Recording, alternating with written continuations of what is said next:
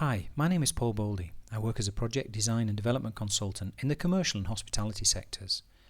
I'd like to welcome you again to the second in a series of short videos introducing metric analysis for hotel investments and capital expenditure projects.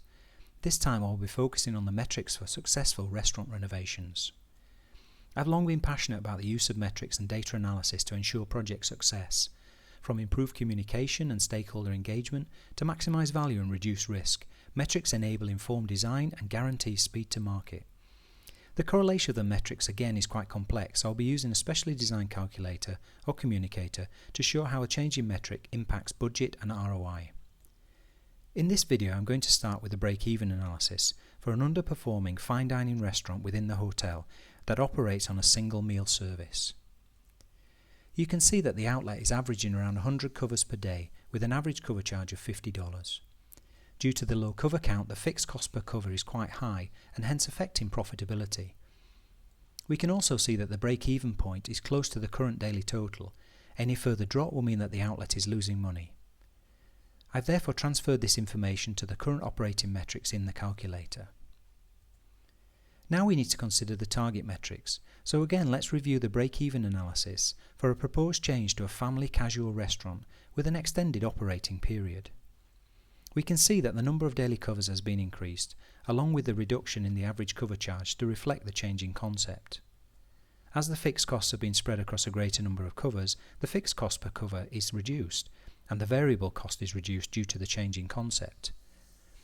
Again, we can transfer this information to the target metrics within the calculator. You can see I've also increased the number of seats and the operating hours to align with the proposed concept. I've also increased the departmental cost to consider the extended hours. This has been considered in the fixed cost portion of the break-even analysis to generate the target profit margin. You can see that the calculator is now displaying the restaurant metrics, including the increased revenue per available seat position.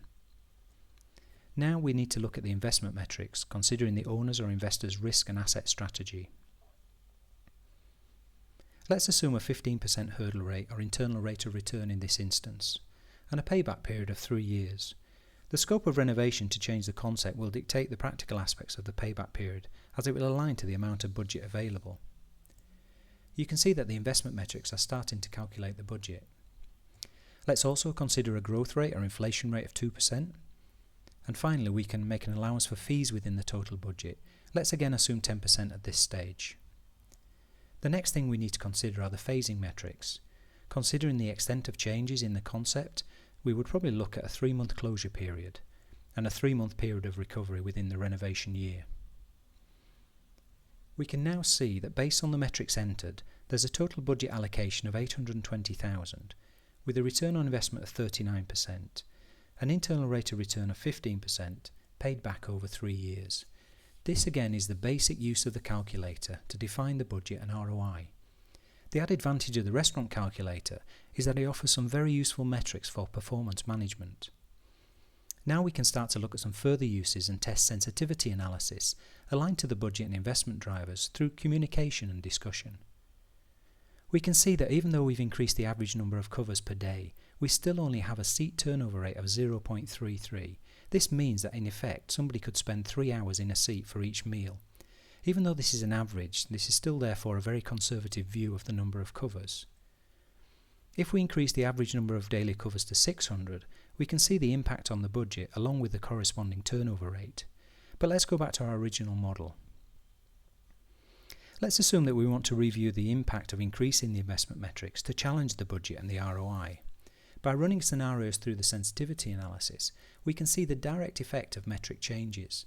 In the first example, we can increase the IRR to 20%. Here we can see the increase in our ROI to 53%, but a decrease in the budget available. If we further reduce the payback period to 2 years, and we also targeted a reduction in fees to 8%, we immediately see a decrease in the budget with a slight change in ROI. It's worthy of note that the ROI result in the calculator reflects the return on investment over the payback period.